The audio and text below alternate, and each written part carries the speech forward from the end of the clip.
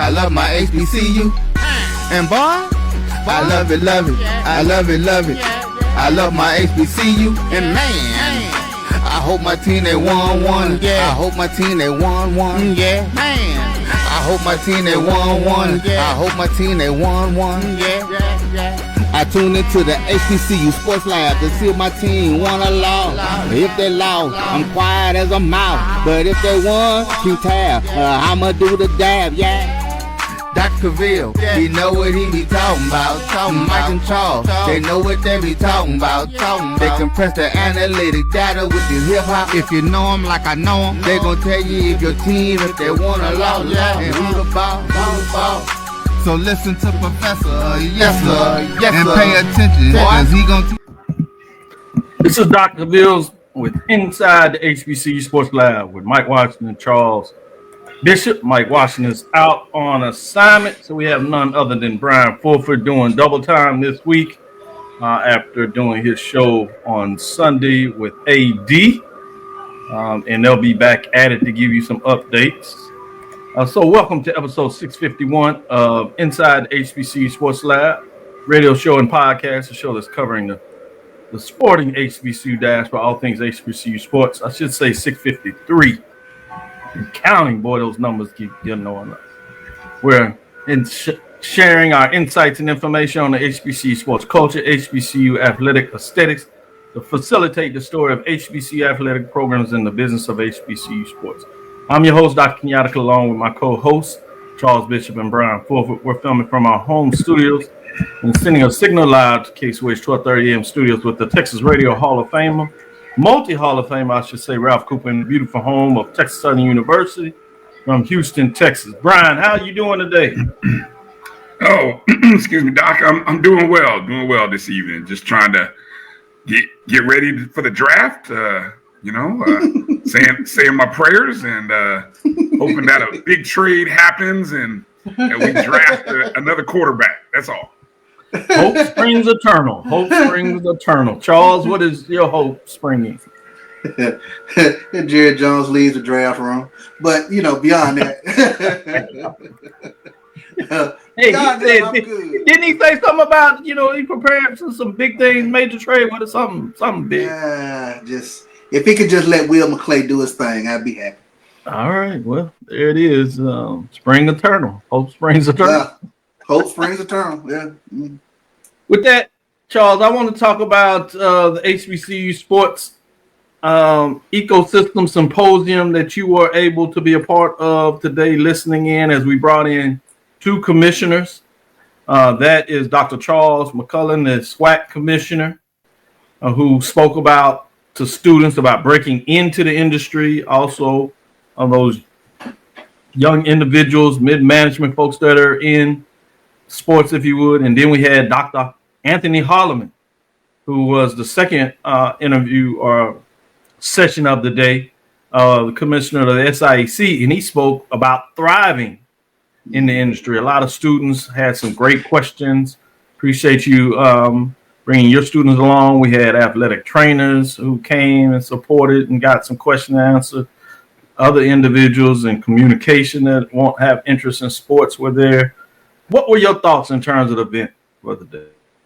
Tremendous symposium, man. And then to get the tremendous insight from both commissioners of the SWAC and the SIAC. Dr. McClellan was, very upfront in terms of some things that he was talking about with regards to the direction that the Southwestern Athletic Conference is moving towards. Dr. Holloman talked about the need for some congressional oversight in terms of how college athletics is looking. So it was a tremendous symposium in terms of just kind of taking a look at both commissioners and where they view their respective conferences, Bryan. Mm-hmm. Man, I really wish I had more time, Charles, to attend events like that. It sounds like it was a positive event. It was a kind of event that is worth having. And of course, I mean, whenever you can pull in two commissioners from of the ilk and from the representing conferences, I think it speaks volume to this symposium. This was the first year that this was put together, or is this something that had been planned or put together in previous years? This is well, Dr. Cavil has done symposiums before, but for this spring semester, obviously, we have the respective commissioners coming in today.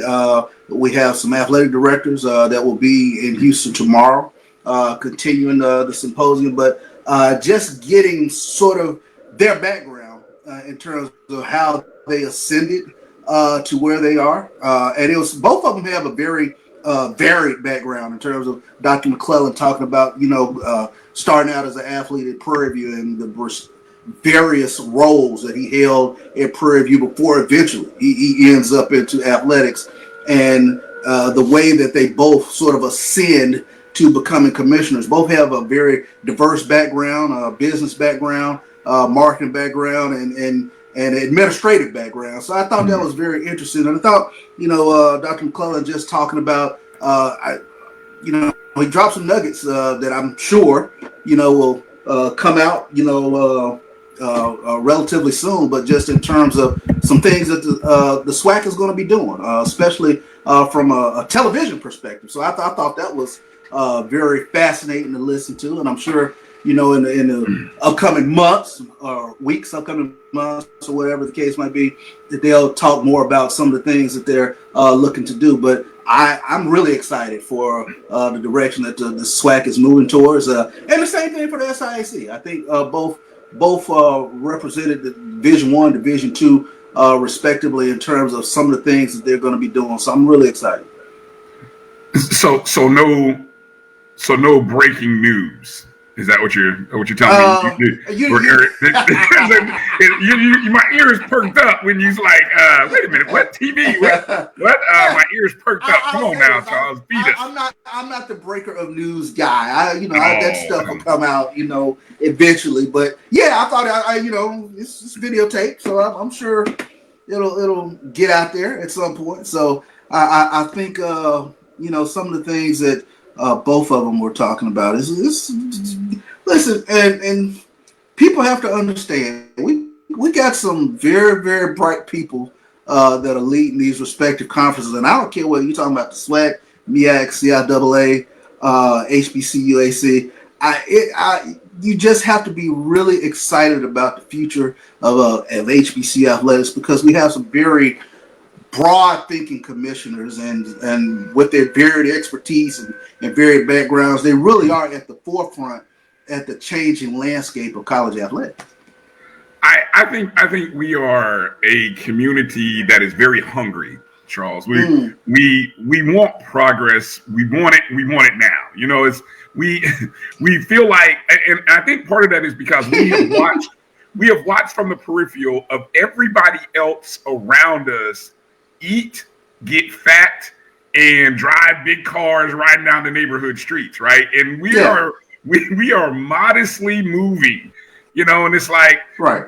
Let's be patient. Let's keep grinding. And it's like, come on, man. We how much longer we gotta wait? I want some food on the plate, Yeah. I think it's an interesting perspective in terms of sometimes the progress that's happening. Obviously, we don't see it, feel it, touch it, but I guess in a manner today, you know that there are things that are in the works. So that sort of makes me step back and pause, like, oh, you know what? This is really interesting. This is just from the perspective of I like the way these guys are thinking, and I love the fact that they're at the front of the line in terms of where they are positioning their respective conferences. And I say all that with a little bit of jest, but I do think we have to be more appreciative of the fact that the past year, especially in football, we saw such a tremendous growth in the availability of games. Yeah, unprecedented number of games were available every week. Yeah, and so I think we the next step is to not only see that, hopefully continue to see that in football, but also begin to start seeing that in our other sports as well. And I think that will that will feed the appetite a little bit, because it's like you didn't give it. Football ends up being like the main course, yeah, and then it's like going from after you feasted on football, then the next 6 months you're kind of like, man, I got to go on a diet. I got to. Yeah. It's like I want to keep eating. I don't want to go on a diet. I mean, you tell me to go to salad after that, and it's like, no, man, you gave me steak and chicken and shrimp and lobster, and it's like, oh, now I got to go to salad coming into December, and it's a hard reversal of fortune. That, for anybody who has tried to lose weight. That's tough. It's those of us who have been in the struggle, we know. Right? Exactly. But Bryan, I think we're all fans. We're all vested, if you will, in our respective schools within the conference, and I guess, for lack of better words, that things are in good hands. And once upon a time, you could not always say that this conference was in good hands. I mean, Dr. McClellan talked about that today, how he turned down a job a couple of times before eventually saying yes to taking over as commissioner. And you talk about the availability of games. I mean, we are light years from where we were not that long ago. So, you just sort of take that with a grain, if you will, and you move forward. But I tell you what, to be a part of an experience like this, I'm glad Dr. Cavil was able to gather these heads of state, if you will, in terms of the commissioners and the athletic directors tomorrow. I jokingly tell him all the time he's the AD whisperer, he's the commissioner whisperer. But when he's able to bring these individuals in a symposium format to really get into the nuts and bolts of how they thrive in the business, how they got there, and what they're trying to do, it's really fascinating to sit back and watch. Mm-hmm. Well, I tell you what, let's take a quick break. We'll come back on the other side. We'll get into some more HBCU news, and we also have a guest, and I'm sure Doctor will be back on when we come back. So let's take a break here on Dr. Fields inside the HBCU Sports Lab. Planning an event? From weddings to corporate functions, CMJ Events LLC brings over 15 years of experience to make your vision a reality. Based in Metro Atlanta and serving statewide, even internationally, we provide versatile event planning and authentic catering cuisines tailored to your needs. Whether it's pre-game meals for student athletes, fundraisers, weddings, corporate functions, CMJ Events LLC is your one-stop solution for exceptional service and unforgettable food. Our diverse culinary heritage means we cater to all cultural taste, dietary needs, and food restrictions, making every meal uniquely yours. Let's make your next event unforgettable. Visit us on all social media at CMJ Events LLC or email us at cmjeventsllc@gmail.com. Also give us a call at 404-664-3882 so that we can start planning now. This is the Dean of the College of HBCU Sports, Kenyatta Cavil of Dr. Cavil's Inside the HBCU Sports Lab with Mike Washington and Charles Bishop. Come mix it up in the lab where the course lecture is in session every Tuesday from 6 o'clock p.m. Central Standard Time on Facebook Live, YouTube Spreaker, or the BCSN app, as we discuss all things about the HBCU sports culture, including exploring the week that was in the sporting HBCU diaspora, as well as the upcoming week of HBCU sports. With me, the Dean, the College of HBCU Sports, on Dr. Cavil's Inside the HBCU Sports Lab with Mike Washington and Charles Bishop. Course lecture dismissed. Compress the analytic data with your hip hop. If you know them like I know them, they gon' tell you if your team, if they wanna lose, and who the ball. So listen to Professor, yes sir, and pay attention, cause he gon' teach a lesson. This is Dr. Cavil with Inside the HBCU Sports Lab. Coming in back in for the second segment. Man, I tell you, computer just decided to die. I think we're waiting to bring in Coach Hernandez for the second segment. Head baseball coach of Bethune-Cookman University. We'll get him in here and see how things are going for him as they have made it to Arkansas. Coach Hernandez, how's it going today? Everything's going good. Started early, 3:30 wake up call for the baseball team as we flew out of Orlando, connected in St. Louis and landed in Little Rock and made our track down to, Pine Bluff here. And we just wrapped up practice, ready for a big weekend. Hope you guys are all doing well and, appreciate you guys having me on. Oh, it's our pleasure. You certainly good to have you on. Particularly at this time, you coming off of playing some really good baseball. Got a sweep across your rivals, which put you at the top of the conference standings a week out of just passing what I would call midterm assessments.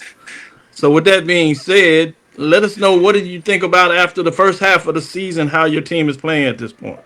I think we're playing well. I think that we've all known it starts with pitching and defense. Our starting pitching has done, a really good job the last couple of weeks, and the bullpen has finally kind of turned the corner from what it was in the beginning of the year. We had some, small injuries that, we had to deal with, and now everyone's, back healthy, thank God. And, I think the one thing that has changed for us this year is our offense. We've built our offense a little bit different. We got a little bit more physical.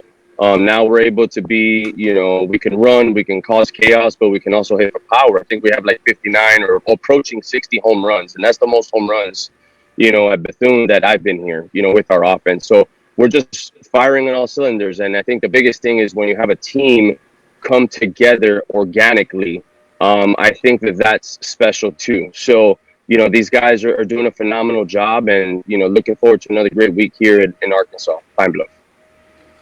Yeah, playing pretty good. Professor Bishop and Professor Forford, Charles is with the sport management program, so he does grades. He's quite a challenging professor. Professor Forford is trying to learn it himself. He's doing the K through 12, but he sneaks up and he gives grades as well. But both of them reluctantly gave you A's. I mean, I didn't understand what so much reluctant, but I'd imagine yourself, Coach, you want the grades at the end of the year anyway. So we'll see how that goes. With that being said, let me let Charles jump here and ask you a follow-up question. How you doing, Coach? Hey, Charles, what's going on? Let me ask you, because this Arkansas Pine Bluff team, they've won 6 out of their last 7. They're 3 games over 500 in conference play, but it's not the Arkansas Pine Bluff team of the past few years. They went into Texas Southern, they swept them, they swept Southern on last weekend. But what is it that you've seen from I guess your look-see from this Pine Bluff team? This is a big series. Yeah, I mean, the only thing that I can, I guess take away from Pine Bluff, because this is the first time that I've been able to experience playing Pine Bluff this weekend. I think that Coach Stout has done a phenomenal job this first year, being able to lay the groundwork and the foundation for his vision, what he wants his program to be, for the long haul. So it's a team. Listen, I enjoy the new schedule format where we got rid of divisions and we're able to play everybody one time. I think it's great, not only for the baseball programs, the student athletes get to experience, another campus, get to see, something different than what they're, I guess, accustomed to. I think it makes the league a little bit more competitive. Not to say that it wasn't before, but now, we have, any day, you can't take a day off. It doesn't matter who you play. Mississippi Valley has improved. So as we mentioned, and alluded to, Arkansas Pine Bluff is playing some really good baseball. We have to stay true to who we are, and we can't worry about everybody else. We have to just control what we can and play the game the right way and take advantage of opportunities when they're presenting themselves. But, to your point, Coach Stout and his staff have done a phenomenal job, laying down the groundwork and the foundation for what his vision is for his program. And, looking forward to go head-to-head with the Golden Lions of Pine Bluff. Coach, does it provide like an edge just to get an opportunity to see some teams that would have been in the SWAC West by the time you get to the tournament? I don't know if it provides an edge, to be honest with you, because it could be a situation where you play a team early on in the year. They're not going to be the same team come around conference tournament time. I think with all the analytics and on the scouting resources that are available to institutions for those who choose to utilize them, I think that you just go based on what you see. But again, you don't change who you are as a program. You don't change your philosophy because you're playing an East team or a West team, excuse me. You just have to attack the day and then win every inning. Instead of playing 1 9-inning game, you want to play 9 1-inning games. So it's a situation for us. We're just trying to win every inning that we can. And when the opportunities present themselves, we have to be able to take advantage of those, regardless of who we're playing, in conference and out of conference. No doubt. Bryan, go ahead. Hey, Coach Hernandez, good to see you. Let me first do this. I gotta give I'm gonna say congratulations on the series. This is the 1 year where I'm thankful we don't have to play y'all twice, because I don't know if I can handle watching y'all do it another weekend. Very impressive performance. I was there for the first 2 games. I tried not to show up for game 3 because I'm thinking it was me. And come to find out, now it was y'all's pitching. It was the pitching that Bethune-Cookman has is the reason why you guys held FAMU. I'd like for you to talk a little bit about that. I mean, your pitchers, I'm just looking at the stats. 10 games played, 10 started. I mean, that kind of consistency is strong. Talk a little bit about the starters and what they provide the rest of the pitching staff. I mean, they've done a great job at handling their role as starters. Yeah, I mean, you look at Tanner Bocabello, right? For last year, was the newcomer of the year, and he had some preseason accolades, and he's kind of lived up to the bill. I believe he's 7-1 or 8-1 going into the weekend, and that's the guy that's going to set the tone for the weekend. And then you have Joel Corey, who's a sophomore, and last year, I think that he got a lot of experience being able to pitch in our midweek games. And as we all know, our midweek schedule, it's a gauntlet, right? It's Miami, Florida, Florida State, all the top mid-major programs in the state of Florida. So as a freshman, he was able to hold his own, and it gave him the experience needed to be able to piggyback off of Tanner Bocabello. And then on Sunday, we have a junior college transfer from El Paso Community College in Texas, Edwin Sanchez, that's able to finish the weekend for us. So, those 3 guys have done a phenomenal job. Their work ethic, the work with Coach Sanchez, our pitching coach here at Bethune, and, our athletic training staff, keeping those guys healthy, and our strength staff as well. Coach Whitener does a really good job with our strength and conditioning program with our baseball players and our student athletes. And it all ties in together. It's not just one person, it's not just me. It's everybody collectively on the same page to be able to accomplish something special at the end of the year. And not only the starting pitching, but now you're seeing that the bullpen is starting to pick up a little bit, and again, it was a little rough for us the first couple of weeks of the season, but once the roles have been identified and the guys accepted their roles, it's special, where everybody's competing against each other and everyone wants the ball in a high leverage situation. It's like everyone's trying to avoid pitching when we're up or down by 10. They want that high leverage situation, and that experience, I think it's going to play crucial coming down the stretch with the final 4 weeks of the SWAC regular season, as we head to the conference tournament in Birmingham. Yeah. I want to follow up and ask you that series last weekend, first place series against Florida A&M, was played away from home. And I didn't really get a chance to ask or find out what went into playing that series at the historic Sanford Memorial Stadium, which is a really nice ballpark. I thought you had a good crowd that showed up. There was even some Rattlers who showed up, but I mean, it was a good crowd for at least 2 of the games, and I think even Saturday was probably better than the Thursday, Friday. But what went into moving that game away from your stadium in Daytona Beach?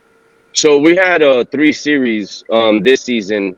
Obviously with the new schedule format, there's no switching home and home. The schedule, it is what it is what it is.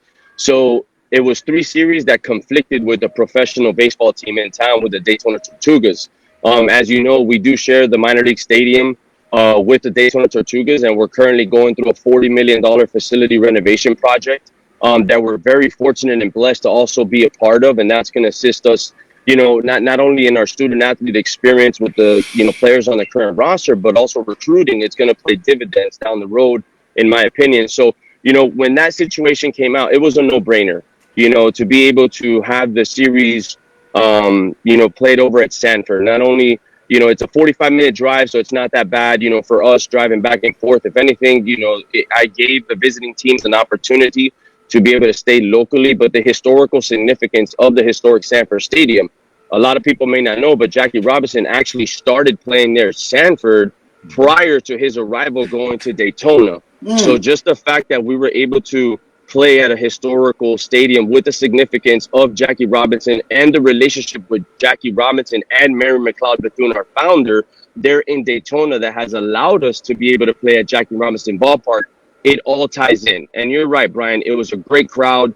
I love playing there because I felt that the fans were on top of both teams. And the one thing at Jackie Robinson Ballpark is it is a minor league stadium that holds 4,500 people. But when you have 200 people, the stadium still feels that it's empty. So that was great. I mean, kudos to the fans of both, Florida A&M and Bethune-Cookman. It was rivalry weekend. It was a great crowd, great atmosphere. And I have to thank the city of Sanford and Gene Manning, the recreational supervisor, for allowing us the opportunity to be able to play games there at historic Sanford Stadium. Well, congratulations on that. You guys, that was a good environment. I really enjoyed that. Was really looking at it and jealous, and was like, man, this what could be if we could get something like this in Tallahassee. That's just what I was thinking. But it was very cool environment. I saw some youth baseball teams there. It's always a good feeling when you see kids in the kids. Sometimes the kids are watching, sometimes they're out playing and catch out in the hallways and out on the outside and stuff. And it was just a cool college baseball environment. So props and congratulations to everybody in putting that together. And it was pretty good experience. Yeah, and I enjoyed it too. With the youth baseball players that come around. I mean, yeah, we're going through a game, but anytime I see, a young baseball player that's looking, whether it be at Bethune or FAMU, just watching the game and wanting to be enjoying the game of baseball and wanting to learn, I take the time out of my day to ensure, that I talk to an individual, whoever it is, whether they're 5 years old or 12, 13 years old, that to have them fall in love with the game of baseball, because it is a beautiful game, whether it's a game ball, whatever it is, just a memory that they're going to be able to take with them, because that's what we're here for. We're here to impact lives, and again, it's an honor to be able to lead this program with the rich tradition, and I don't, I never take that for granted, and I just have a different perspective to me being able to lead, the Wildcats here at Bethune-Cookman. Yeah, I really appreciate that, because my son Deuce obviously was a beneficiary to that. In fact, he's a little upset now. My wife is traveling, so he's here. She took the extra cord, so he wanted to surprise you when I told him that you were coming on the show. So him and Miles do a little show. They got kicked off of their show because YouTube says that you got to be adult, so they were already not feeling good about that. So he thought he's going to be a star. He's going to surprise you. Had a question for you. Had his hat and everything, and he's not able to do it. So now he's emotional playing. He's like, I don't want to talk. I'll get it right now. So I just want to let you know that you do have a fan that is not happy that his dad is hogging his time instead of him getting to have at least a question with Coach Hernandez. So you're doing a great job in terms of that. Now, thank you, Doc. And not to cut you off, and I'm sure we'll see each other down the road. Whatever I'm doing, I take the time out and spend time with Deuce. So, you just let Deuce know that, we'll have that one-on-one, interview down at Birmingham if you guys are able to make it there. I know you're chasing a regular season championship, and a little different because it's not division, so you get to talk about a different championship. And we hadn't seen this not only since obviously expansion of Florida schools, Bethune-Cookman and FAMU. This goes back to expansion in 98 when it was first split into 2-5 divisions. We hadn't seen all 8 teams, if you would, play for a full conference championship. So a lot of history with that opportunity there. But this is what I wanted to get into. This is a little more important. I sent you the information on the HBCU sports ecosystem series, if you would, symposium. And I know you know a lot of people. I know some people. Bryan knows some people. Charles knows some people. Roy knows some people. And I know you know really some people. So I have my University of Virgin Islands shirt on. I was thinking about maybe the University of Puerto Rico. We need to think about partnering and find a way to put a tournament preseason or something like that down that way. Give me a reason to, you know, get outside of the continental part of the U.S. and getting into these areas. So I just want to know what your thoughts on that. Is that something we need to work on? Do you feel good about that? Or is it just too much of your time? Even if we have to go to Bahamas, then I can make it international. I can make sure then my students can do some study abroad. Sport management, they need to work the event. So I just wanted to make sure you understood the importance of considering working with me to put this together. Yeah, I think it's great. If we're able to, not only, showcase, the talent in the SWAC, right, outside of the U.S. I think that that's most important, especially in the landscape that we live in with the roster restrictions, the NIL, the transfer portal, and the day and age of that. I think it's, smart if we open up our avenues, and we open up our doors to different parts of the continents or different parts where maybe baseball is not a big thing, right? But not only do you brand yourself on the athletic side, I think the big part of this is branding the universities on the academic side and the academic profile to be able to bring in students that are going to one day, right, lead, companies or be able to, have their own businesses and give back to the HBCUs that provided them the opportunities. Again, especially in the landscape that we live in now with NIL,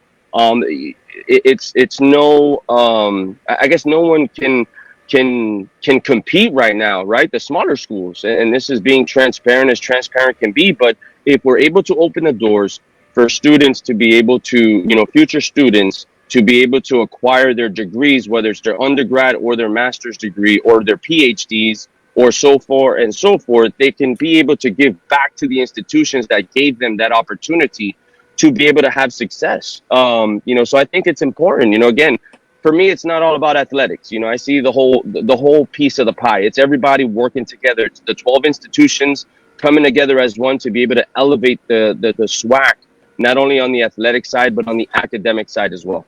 Mm-hmm. See, Charles, there's something magic when we all come together and we had this opportunity. So, Coach Hernandez, I can't thank you enough. In all seriousness, your ability to navigate this space and understand the bigger picture is why I enjoy talking to coaches, but particularly a coach like yourself. And then you find a way to add up some W's and get it done. So let me turn back. Last question here is I'll ask you a little bit about this weekend coming up. What are your expectations in terms of getting into this new ballpark and playing a different team?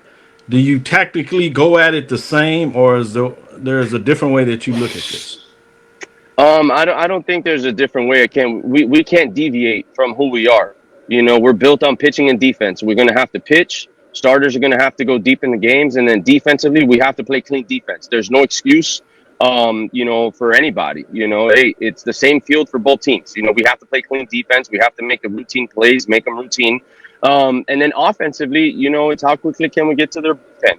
And when we had runners in scoring position and less than 2 outs, it's a we over me approach. Again, we can't deviate from who we are as a program because we're in Arkansas, and we flew out at 3 a.m. and our bodies are tired. There's no excuse because in life, you're going to face adversity, right? And you have two options. You coddle in a corner or, hey, you rise up to the challenge as so many people have done before us to be able to give us an opportunity to be where we are at, not only on the baseball field, the program, but in our lives. And that's a constant reminder to our student athletes that we have on our roster. So again, we don't deviate from who we are. And we can't worry about what anybody else is doing but the Bethune-Cookman Wildcats. That's the only thing we're worried about right now. Sounds good. I'll clip this and make sure I send it to Jose Perez. He is alumni, big time Bethune-Cookman University fan, and he wanted to make sure that I shouted his support and how much of he's excited to seeing what's going on at the university, specifically how you're leading the baseball program. So I wanted to get in that. I think Charles has a follow-up question he wants to get in here, Just real and I'll quick. let him do that. Yeah, real quick, Coach. And I'm just curious. Every so often, there's a new something or a new emerging trend that comes along in college baseball or baseball in general. Now, I was just curious through the first half of the season. Have you seen, I don't know, any new pitches or just a something that has been emerging this past season? Not really. I think it's the same game. I think you just have to simplify it. You can't overthink it. The one thing I noticed the offensive numbers too have gone up.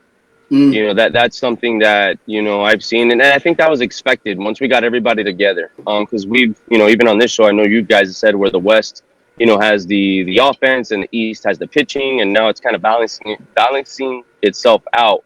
But as far as like anything crazy, no. We played some of these teams in the conference tournament. As far as like the West teams is concerned, and obviously we've had our battles with all of our teams in the East. But I think the one thing though is how well everyone is pushing the conference forward. Mississippi Valley has improved. UAPB obviously has improved.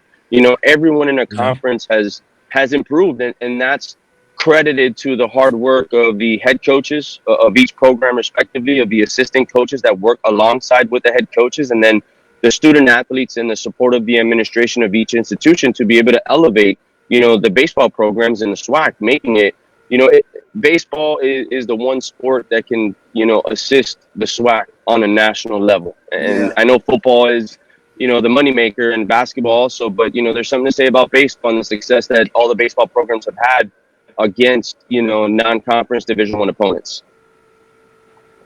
Certainly in agreement with that. Our bags are packed. As you said, we will see each other pretty soon. We'll certainly be in Birmingham. Deuces is ready to go, so we're excited about that trip. And it doesn't look like a problem that Bethune-Cookman certainly will be there, looking and fighting for a championship. So with that, Coach, if there's any final comments, we'll let you have that now. No, I mean, just, any alumni that are out there, from any institution, make sure you go out and support the baseball programs. There's really good baseball, especially down the stretch. The last 4 weeks, and then we get to Birmingham. And again, when we get to Birmingham, again, alumni support. Let's show these student athletes that we care about what they're doing. They're giving everything for their institutions, day in and day out. And the one way that, alumni can give back is we're not asking monetary either. It's just show the support. Let them know that, you're out there supporting your institution. So, looking forward to the last 4 weeks of the season. Thank you guys once again for having me on. And as always, hail Wildcats. There it is. Hail Wildcats. Hell, Wildcats, and you put a great pin on it. Fighting for the regular season championship, those top 3-4 teams, that's going to be an interesting race. Middle teams looking for seeding, particularly in the tournament. And now it looks like in terms of that final 7 and 8 seeding is going to be extremely important as we go down the stretch. Folks fighting to make sure they get in the tournament, and then possibly trying to rise up a little bit about that seeding. And it's going to be fascinating to see how the new format changes the brackets and what that looks like in the tournament. So a lot of good stuff to look forward to. You close out the sporting year with the sport of baseball, particularly in the SWAC. So I'm fascinated and excited to look for what that looks like.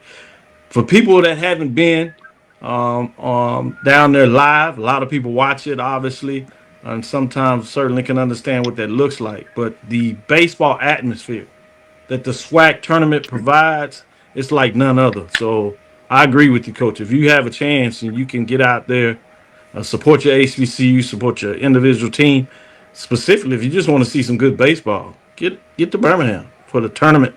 Get to some of your final home series and see some good baseball, as it's going to get exciting going down the stretch, and we can't wait to continue to talk about it. So thank you, Coach, for your time, giving us a little extended time as well. We look forward to getting on the dirt tomorrow and following up and see what takes place this weekend. You got it. Appreciate you guys once again. Good luck, Coach. All right. You guys have a good one. We'll We'll take our next break and come back on the other side. That was Coach Hernandez. He's sitting at the top of the SWAC right now playing some really good baseball. Since 2002, Empowerment Resources, Inc., a nonprofit organization, has empowered more than 1,500 youth and adults in Duval and surrounding counties through its programs Journey into Womanhood, Girls Mentoring, Life Skills for Teens, and Parenting Education Coaching. To get involved with programs, volunteer, or donate, visit www.empowermentresourcesinc.org. Follow us on social media, facebook.com/empowerment.resources and instagram.com/empowermentjax.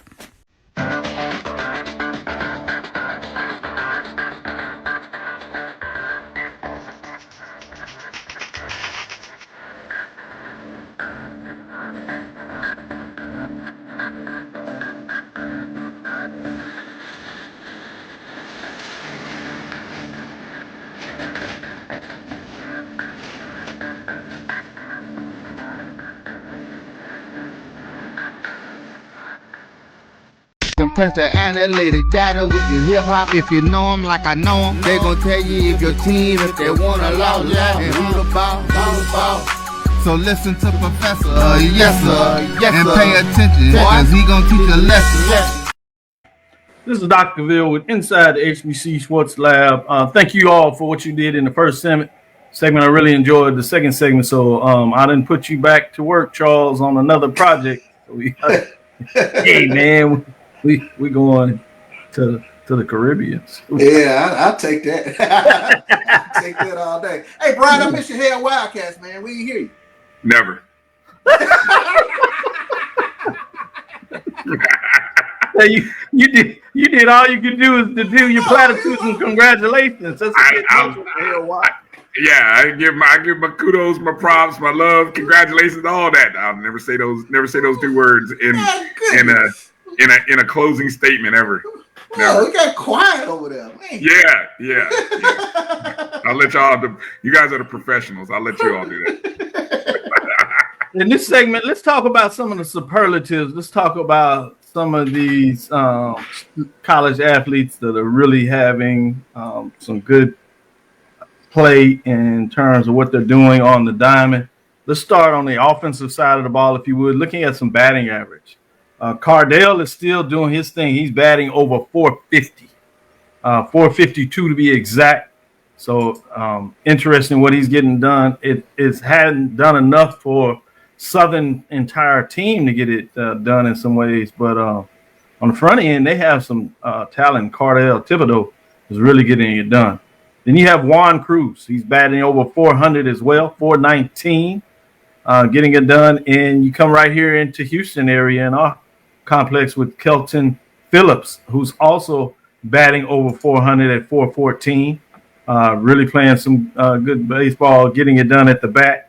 You go over Alabama A&M, Trey Rutledge, another guy batting over 400, 409. So you get the theme. These gentlemen we're talking about are all over 400, including number 5, Jalen Burrell, who's batting 406. So the top 5 people on this list are all batting over 400. Thing that's interesting to me is you have 2 other gentlemen that are playing in teams that are not necessarily winning-wise doing a lot, but certainly Rutledge and Burrell are having strong seasons in terms of what they're doing together. Before I get into that, I want to talk about home runs, and then I'll ask you all to look at the 2 and give me your thoughts on that. I'm going to start at the bottom up because you got Juan Cruz, who's not only having a great batting average, but he's able to put some power in the baseball.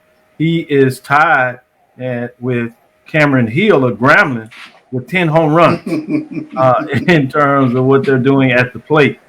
Number 3, you have Damian Garcia. He has 13 home runs. As he's getting number 2, Cardale Thibodeau, who's leading in the batting average but has power as he's tied with Andre Martinez with 14 home runs in terms of what they're doing thus far. So let's look a little bit about batting average and home runs.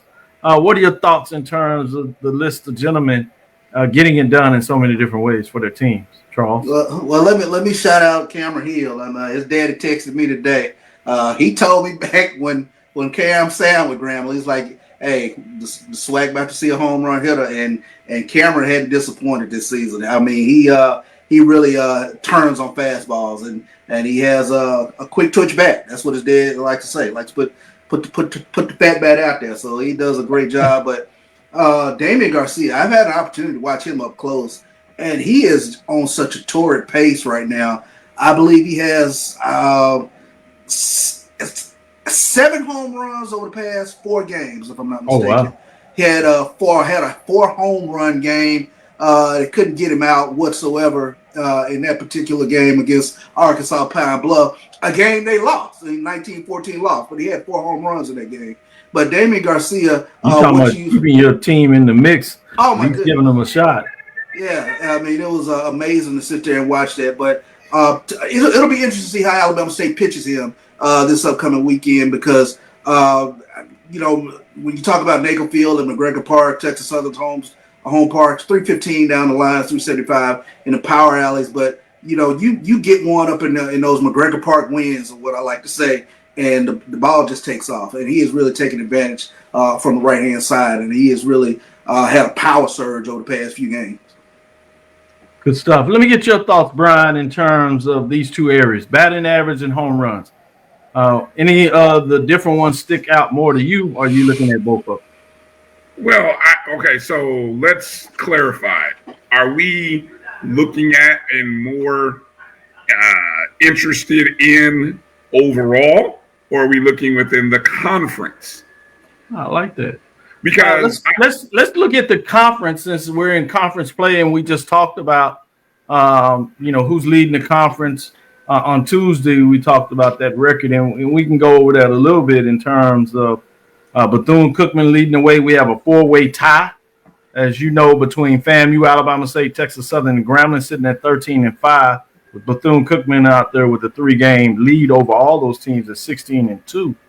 And then you have fighting to make sure they finish in that A spot. Basically, these 4 teams are hovering right there, which is Jackson State, Southern, Mississippi Valley, and I'll say Arkansas Pine Bluff at 9-6, 8-10, 7-11, and 6-12. So with that being the framework in terms of conference play, what are your thoughts?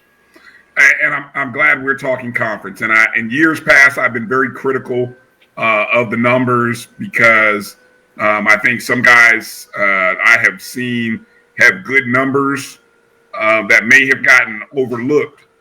But I think when our conference in the SWAC rather is you're playing pretty much 10 of the 11 opponents.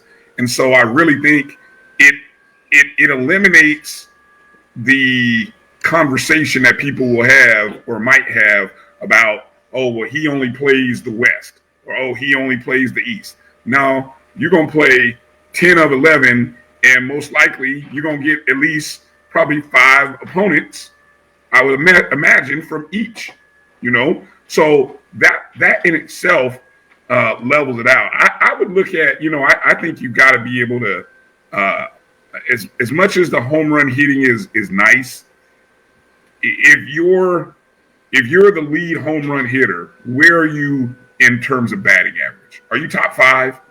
Because I'm looking to say, okay, the home run leader right now is Audrey Martinez. Where does he fall within the batting average?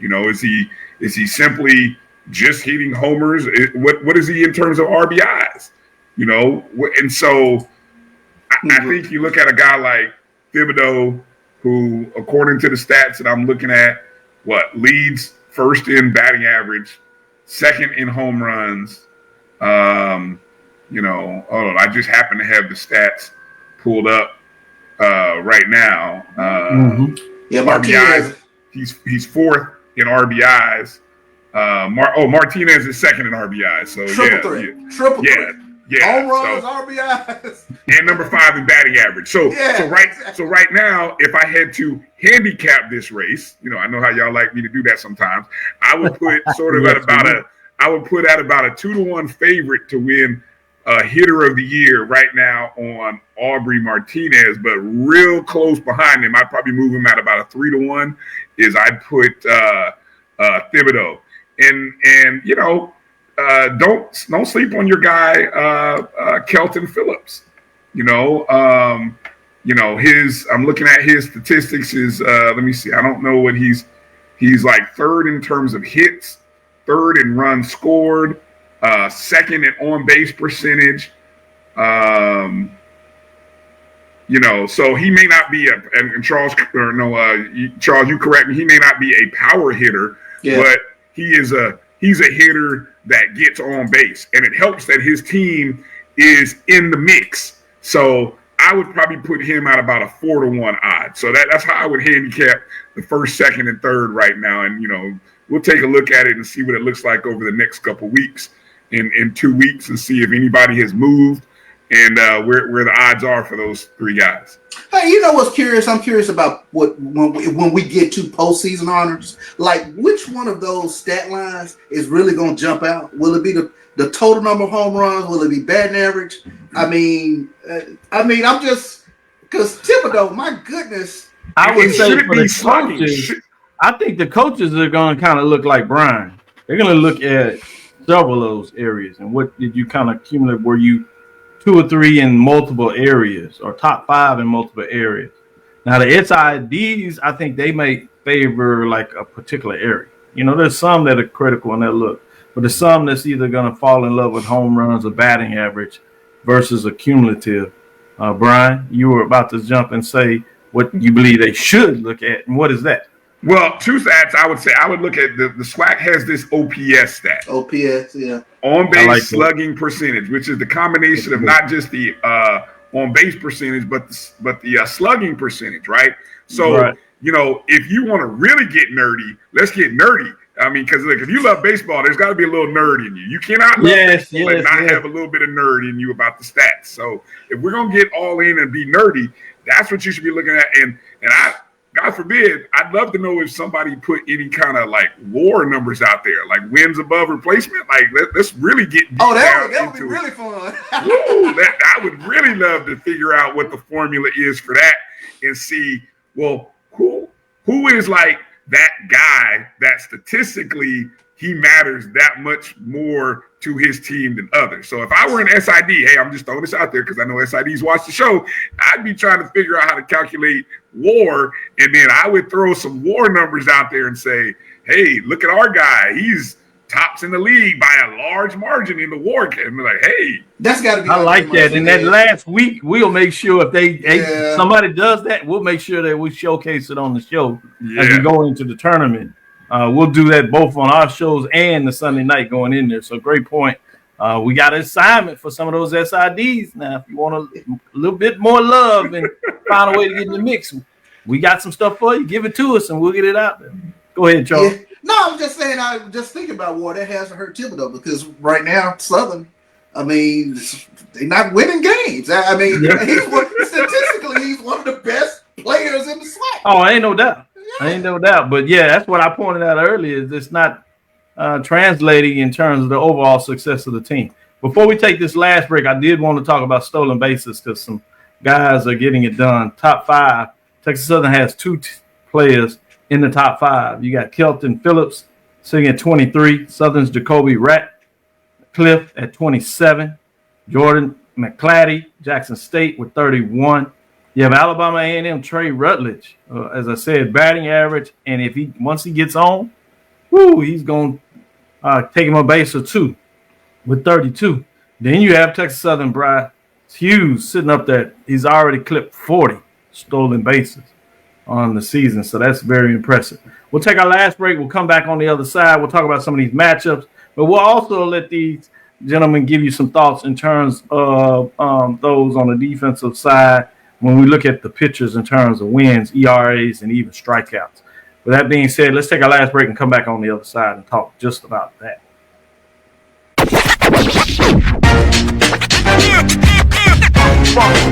It's like a loop machine. All around town, trying to get it down.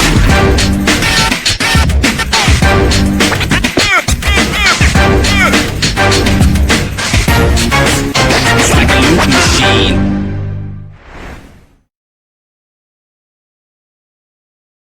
You're looking for the latest information on Southern University sports, the Southwestern Athletic Conference, and HBCU athletics. There's only one place to go.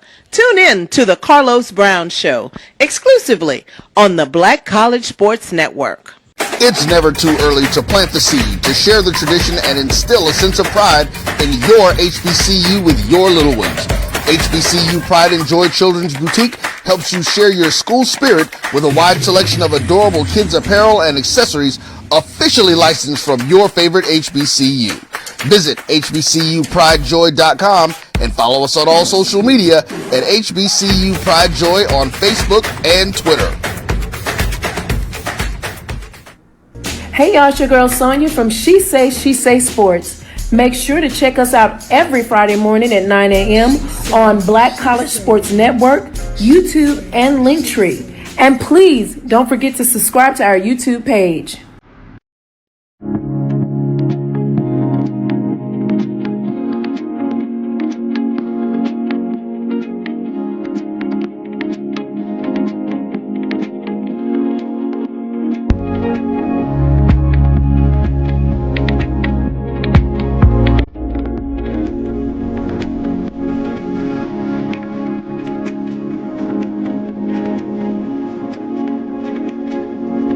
Compress the analytic data with your hip hop. If you know them like I know them, they gon' tell you if your team, if they wanna lose, and who the ball. So listen to Professor, yes sir, and pay attention, cause he gon' teach a lesson. This is Dr. Cavil with Inside the HBCU Sports Lab. Let's get back into it in terms of looking at some of these wins in terms of the top five. We have Jafet Martinez with 5 wins thus far. Bethune-Cookman Edwin Sanchez with 6, who's also tied with FAMU's Garrett Workman with 6 wins. And then you get into Southern. Nick Luckett with 7 wins. And Tanner Bacabello with 7 wins tied along with Luckett. So again, you have another case where Southern has a superlative in the top 5, but it's not transferring enough for, series wins or adding up series wins in terms of where they are in the standing. So something interesting. But check this out. ERA, you have 3 FAMU Rattlers in the top 5, starting with Garrett Workman at 4.17. You have Alabama State's Jonathan LeBoy at 3.97. Eric Elliott at 3.33. We get back to a Rattler, which is Carson Kelly at 3.16. And Caleb Granger is under 3 at 2.54, sitting at the top of the conference. And the last one I'd like to see you all get your thoughts on is strikeouts. In this case, we have 2 Wildcats and 2 Tigers in terms of Jackson State Tigers in the top 5, with literally the Alabama State Hornets sandwich right in the middle. Starting with number 5 is Jackson State, Eric Elliott, 55 strikeouts. Bethune-Cookman's Edwin Sanchez at 57. Johan LeBoy for Alabama State with 62 strikeouts. And Joel Core with 63 strikeouts for the Bethune-Cookman Wildcats. And Eric Gonzalez for the Jackson State Tigers sitting at number 1 with 73 strikeouts. I'm going to start with you, Bryan. What are your thoughts in terms of wins, ERA, and strikeouts thus far this season? Well, again, as Coach Hernandez had said, Tanner right now is, because I was just looking at this earlier here, in between Bacabello, Edwin Sanchez, and Joel Core. Notice you got that's his 1, 2, and 3, right?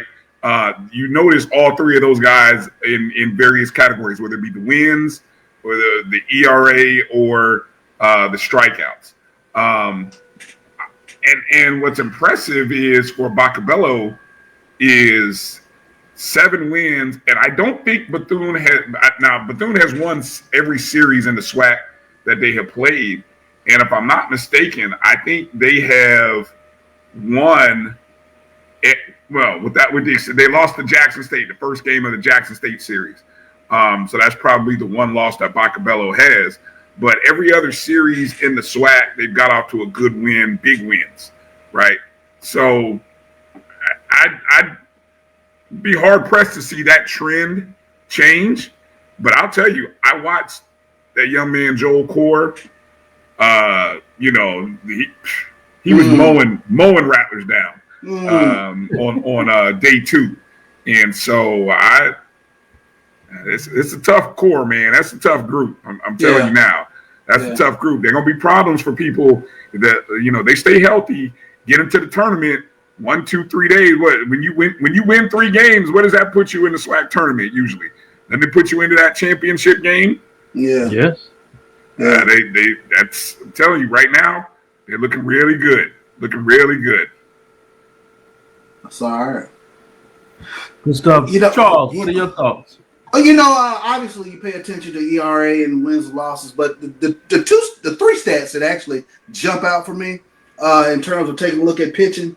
Obviously, I look at the strikeouts, just getting a feel for who has stuff, but it's the variance between the walks and the strikeouts. That's the kind of the thing that jumps out for me, especially when we take a look at pitching in this conference where guys have a tendency to put guys on and it kind of creates big innings. But, when you take a look at Joel Core, 68 strikeouts versus 21 walks. Good control. I love seeing stuff like that. Eric Gonzalez, same thing, 75 strikeouts versus 33 walks. And then the other statistic that I take a look at is opponent's batting average. How are they doing against them? So those are the 3 things that really stick out for me in regards to pitching. Good stuff. As we come to a close, let's look at some of these matchups this weekend.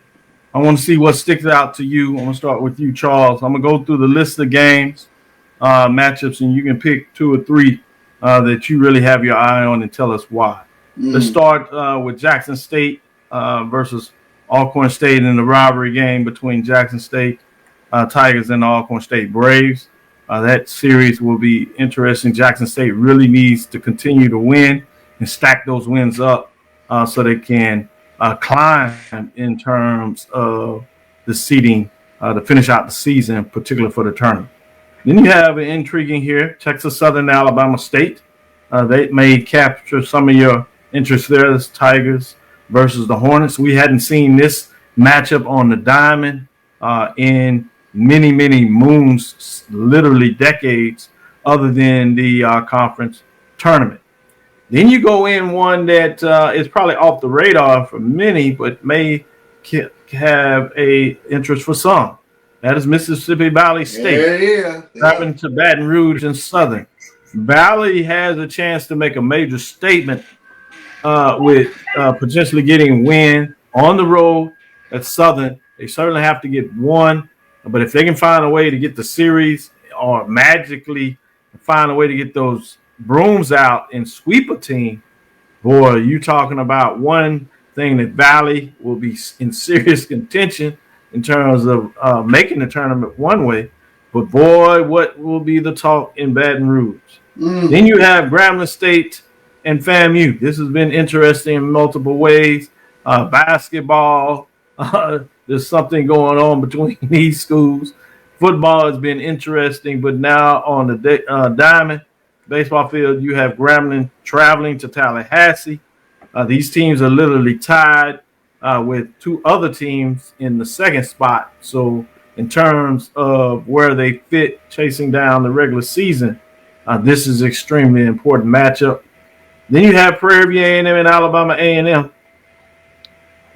in terms of 2 teams that are struggling at this time. So somebody gets to feel probably a little better about themselves, being able to get the series. If they can find a way to sweep one way or the other, you certainly now get a chance for one of these teams to put themselves back in a position to be chasing probably that 8 seed, if not maybe trying to sneak to the 7. Finally, we had Coach on Hernandez with Bethune-Cookman and Arkansas Pine Bluff. It speaks for itself. You're talking about literally 2 of the hottest teams right now in the league for sure. So I'm intrigued about that. I did talk about Texas Southern Alabama State, but I didn't say that they're tied. The other 2 teams tied for second. So obviously, in terms of coming out of that 3-game series, is important for both. team. So, Charles, what are you looking at? What sticks out to you? Where are your eyes going this weekend in terms of a couple of games that have your interest? My eyes immediately go to Baton Rouge. When you talk about that Valley Southern series, like you said, this is a huge weekend for Mississippi Valley in terms of to make a statement, going up against quote unquote a pedigree program. And if Southern's it's time for Southern to put their foot on the gas now. I mean, after this weekend, You talking about put the foot on the gas? Can they just push it a little bit? they're gonna have to do something because after this weekend, they go to Texas Southern next weekend. You would have to think Texas Southern would be the favorite at home next weekend. Then they on the road at Alabama A&M, and then they finish things out with Jackson State. Listen, the wins might be scarce after this weekend. So I don't know. I will say this: he has Carlos just having some conniptions. So if they can't find a way to get that win on Friday, going to their show on Saturday, it's going to be a problem. It's going to be a problem. With that being said, what's on your mind for some of these games we talked about this week? Oh man, the schedule makers, they get an A+ for this weekend. They get A+ for this weekend, and I'm glad we're talking about it because more people should be talking about this weekend because you have three, of course, spotlight series, right? The first two hottest teams that you just mentioned, but then that cluster of 2 through 6. They all play each other this weekend. All play each other this weekend. How great is that? So you're going to get some kind of a shuffle in some form of capacity this year. That's right. And right here at the almost midway point of the season where everybody's attention now, you're turned towards the home stretch. You can start to see, I was going to say Atlanta, but it's in Birmingham. You can start to see Birmingham down the road, and everyone's trying to fight to get there. And I'm excited, and I'll briefly touch on this FAMU Grambling matchup. Look, up until we got to Atlanta, and what's crazy about that, in Atlanta, in Georgia, we have owned Grambling. We have owned the G. It's like, like Hugh Jackson was back in the building, and we took G's off helmets. Give me that G. Exactly. We were taking G's off helmets. That's how bad we were beating Grambling up until when it mattered. And when it mattered. They took 2 from us, knocked the defending champs out, and went on to do their own thing, right? So now I wonder, this is the first time I think I'm looking at the Grambling site. This might be the first time in who knows how long Grambling has come to Tallahassee to play, which is the beauty of our new format now. Can FAMU find their bats? We're in a bit of a losing streak. I think we've lost like 7 in a row now. So, it's just the offense has got to get going. The pitching hadn't been that bad, but the offense really hadn't been as great or good as it's been in the weeks prior to. So, we'll find out. East versus West showdowns. Let's see what really matters. I tell you what, you get a chance to see Cameron Hill up close this weekend. He's special. Oh no, I saw him at the Cactus Jack. I'm just hoping the wind is blowing in and that the heat is bothersome. I'm hoping that the heat kicks up to about 90 and he's like, man, this Tallahassee heat is different than the Louisiana heat. I don't know. That's what I hope. Man, great job. Really excited in terms of the baseball. We discussed this today, but certainly want to continue to say our prayers and condolences to all those that know Mr. HBCU Baseball is what I'll refer to him at this point, Mr. Michael Coker, who lost his battle with cancer, and he fought so diligent. And really his dream was to put on the Black College World Series, and we all in some capacity were a part of that and saw it come to fruition. He was able to do it several times, and so we're working feverish to see how we can kind of push that forward. But we certainly wanted to acknowledge him as he's now become an ancestor and the work that he's done on behalf of HBCUs in the area that we heard from the show today, that everybody has not maybe pushed the needle as much as they could. He certainly was out the forefront and one of the first ones to get on board with that as he worked as a writer for the Black College Nines in terms of getting a lot of that work done during the season and even creating a postseason event, which was extremely important because we see it at the Division I level. You have the NCAA tournament in terms of the College World Series that gets, a decent amount of the television limelight out there. But for the what we recall the mid-major division, what the Black College 9 refers to as the small college division for the NAIA, NCAA, you didn't have a lot of teams making the tournament. Obviously we just got the news that you have now the automatic berth in terms of at least football, but you don't have that at the Division II level. So you have to have a certain seating, and unlike basketball where you at least were flexed and had room for a while, you didn't see that. And he was able to put together a postseason that involved the NAIA, the NCAA Division II, with a lot of us and a lot of folks that partnered with him to see it done, but much of it was certainly his vision. So I wanted to pay a little bit of homage to him as we close it out for all those that are certainly feeling that pain. So thank you for allowing me to get that off my chest. You gentlemen celebrating with me in terms of getting this baseball information out. Great interview you all participated in. So thanks again. As I love talking to Bryan and Charles, folks that really have a lot of baseball in their blood. Bryan adds on the pneumatic message in a lot of ways, taking the place of Mike, who likes to get in the numbers. And Bryan has this specialty because a little bit about Las Vegas in terms of what that means.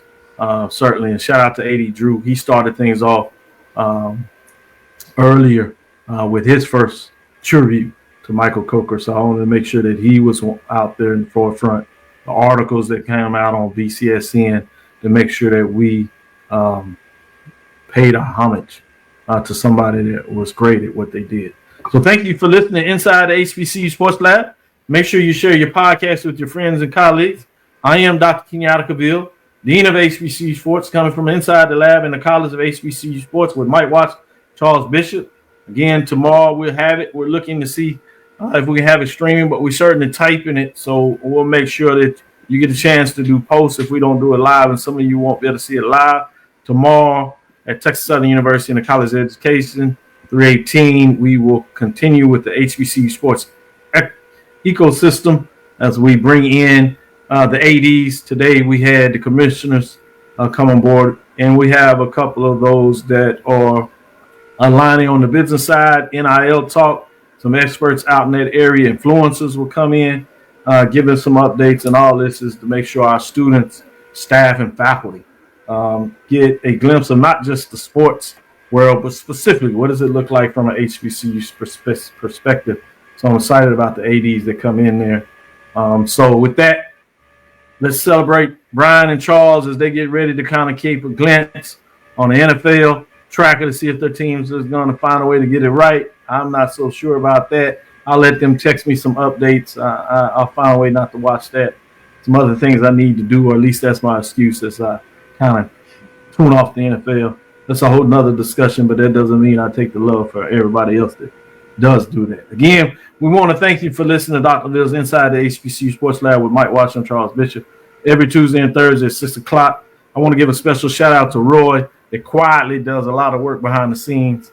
I appreciate his diligence in making these things happen for us, that we can be on the forefront. So we look forward to next week as we discuss the latest news in the lab. Follow me, Dr. Kenyatta Cavil. It's DrKenyatta Cavil. That's Threads, Facebook, and Instagram. Inside the HBCU Sports Lab on YouTube and Facebook, as you know. Dream big and continue to move forward. We will talk with you soon. Charles. Of course. Bryan. Lecture. Dismiss.